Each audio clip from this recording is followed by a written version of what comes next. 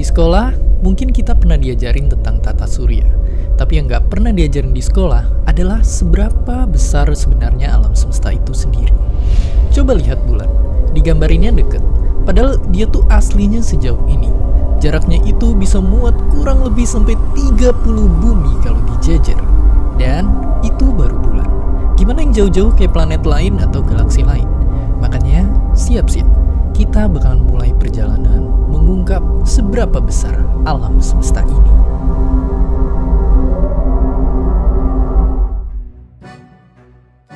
Ayo kita mulai dari diri kita sendiri, manusia. Dibandingkan dengan bumi, manusia itu kecil banget. Andaikan manusia itu sekecil semut, bumi itu panjangnya lebih dari 127.000 lapangan sepak bola kalau dijejer. Ya, bumi itu gede banget. Tapi tentunya belum apa-apa jika dibandingkan dengan jarak ke bulan. Kita akan butuh 3,8 juta lapangan sepak bola. Dan kalau kita naik mobil ke sana dengan kecepatan lewat jalan tol, kita baru bakal nyampe hampir setengah tahun kemudian. Lalu bagaimana dengan Mars? Banyak orang-orang hebat dan kaya merencanakan untuk pergi ke sana. Balik lagi, jika kita semut, jarak ke Mars itu akan sepanjang 2,2 miliar lapangan sepak bola. Dan kalau naik mobil bakal butuh 2,5 abad lebih buat sampai ke sana. Atau butuh rata-rata 8 generasi, atau nunggu cicit kalian punya cicit, lalu cicit dari cicit kalian itu punya anak. Barulah anak dari cicit-cicit kalian bisa sampai ke Mars dengan naik mobil. Itu baru Mars. Apa jadinya kalau kita pengen ke ujung tata surya sampai Neptunus? Kalau naik mobil, tebak kita akan butuh waktu berapa? Kita akan butuh waktu 5.000 tahun lebih, atau tak terhitung berapa generasi yang pasti itu kayak kita nyetir dari zaman piramid baru dibikin dan nyampenya baru hari ini. Apakah otak kalian udah pusing? Itu baru tata surya kita. Kencangkan sabuk kalian karena ini baru awalnya saja.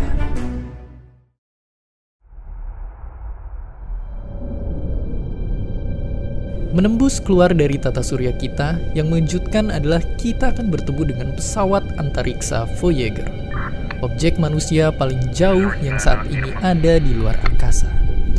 Voyager baru bisa dicapai 23.000 tahun dengan mobil, dan Voyager melaju begitu cepat, yaitu 61.500 km per jam, atau kecepatannya Voyager itu 192 kali lebih cepat dari mobil Ferrari. Dari sudut pandang Voyager, matahari udah terlihat cuma kayak setitik bintang di angkasa.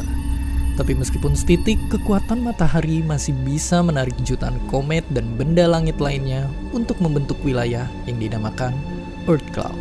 Dengan kecepatan Voyager yang gila, sejarahnya dia berhasil keluar dari tata surya kita dalam waktu 35 tahun. Tapi untuk Voyager bisa keluar dari Earth Cloud ini, dia butuh waktu sekitar 30.000 tahun. Namun, Earth Cloud ternyata hanyalah satu bagian dari wilayah yang bernama Local Interstellar Cloud. Di sini kita udah nggak masuk akal pakai satuan kilometer karena udah gila banget. Kita akan pakai pengukuran jarak yang nama kerennya adalah tahun cahaya. Buat bisa bayangin tahun cahaya itu kayak gimana, sekarang bayangin kayak gini. Kita sering banget banding-bandingin mobil tercepat di dunia. Mungkin nggak ada habisnya. Tapi pernah nggak kalian bayangin apa yang sebenarnya paling cepat di dunia ini? Kalau kalian kenal Albert Einstein, dia yang nemuin bahwa di dunia ini objek yang paling cepat itu sama sekali bukan mobil Ferrari, tapi sesuatu hal yang dekat dengan kita, cahaya. Nggak ada yang lebih cepat lagi dari cahaya.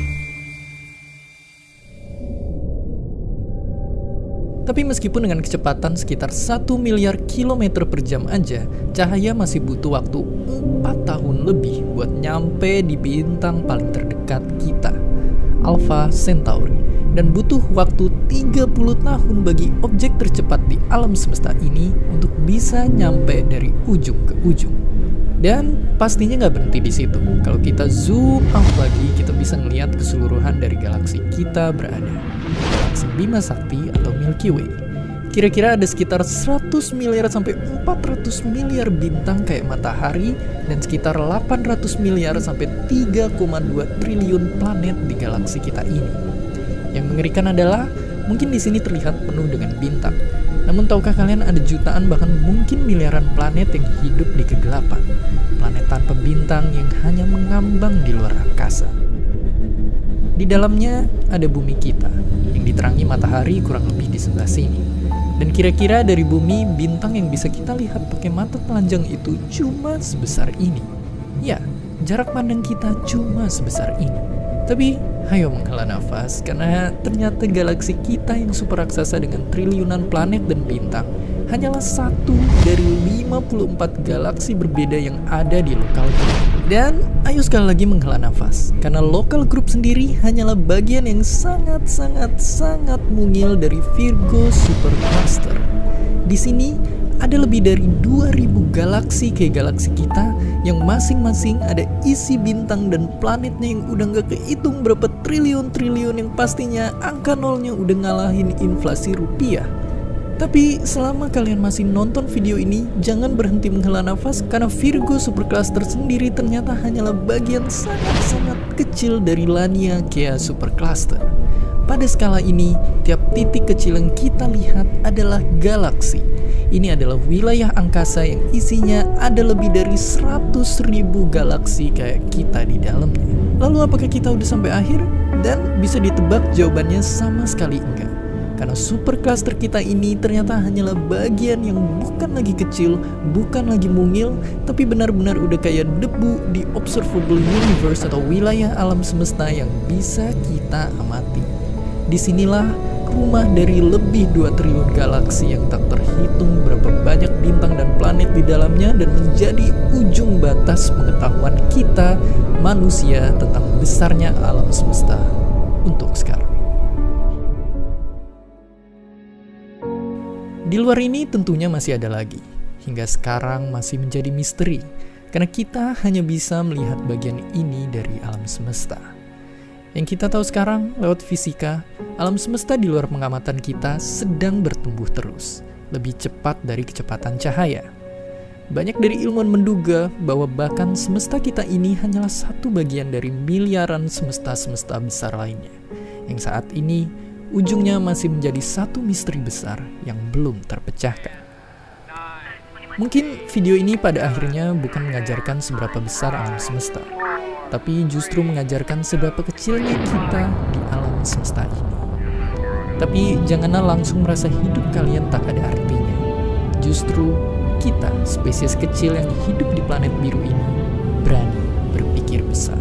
Sebesar alam semesta menembus batas pengetahuan kita. Pada akhirnya, inilah kita, sebuah titik kecil biru di begitu luasnya alam semesta, seperti yang disampaikan oleh Carl Sagan dengan indahnya. From this distant vantage point, the Earth might not seem of any particular interest. But for us, it's different. Consider again that dot. That's here. That's home. That's us. On it, everyone you love, everyone you know, everyone you ever heard of, every human being who ever was, lived out their lives.